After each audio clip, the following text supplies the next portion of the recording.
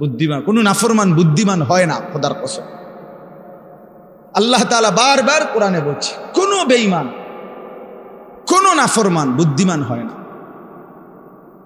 তো বলে যে কাফের বেঈমানরা দুনিয়ার কত কিছু আবিষ্কার করছে না। আপনারা একটা জিনিস বুঝেন না, সহজ হিসাব হইল আল্লাহ তাআলা যখন যাকে দিয়ে যে কাজটা করাবেন তাকে ওই বুদ্ধি ওই মেধা আল্লাহ দিয়েই দেন।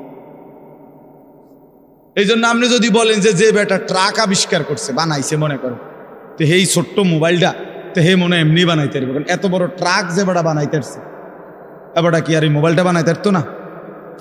কথা বোঝেন নাই? পারবে নাকি? তো পারলো না, এটা তো ছুটো। এত বড় ট্রাক যেহেতু বানাইছে, উনি ইচ্ছা করলে তো মোটর সাইকেল এটা তার লাগে কোনো বিষয়, এটা নিয়ে যুক্তির কথা বুঝছেন না হিসাবটা? না, এটা কোনো যুক্তি না।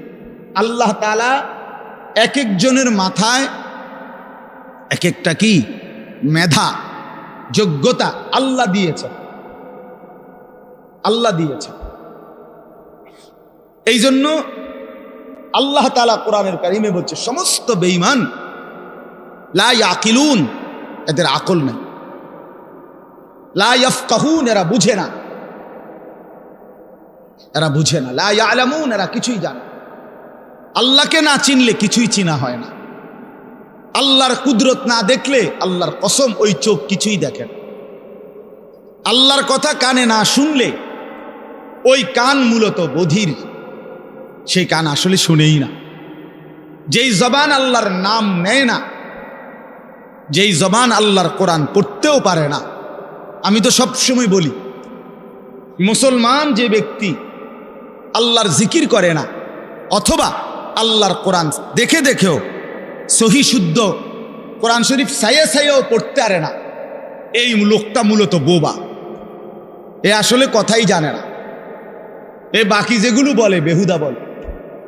জবান যিনি দিছেন, যার দেওয়া জবান তার নামই নিতে পারে না, তার কালামই পড়তে পারে না, তুমি তো আসলে কিছুই জানো।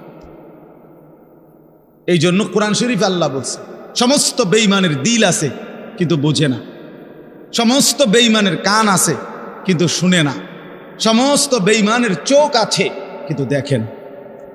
কোরআন শরীফ আছে লাহুম কুলুবুল লা ইয়াফকাহুনা বিহা ওয়া লাহুম আযানুল লা ইউবসিরুনা বিহা ওয়া লাহুম আ'য়ুনুল লা ইয়াসমাউনা বিহা। আল্লাহ তাআলা বলছে বেঈমানের দিল আছে কিন্তু বোঝে না, বেঈমানের কান আছে কিন্তু শুনে না,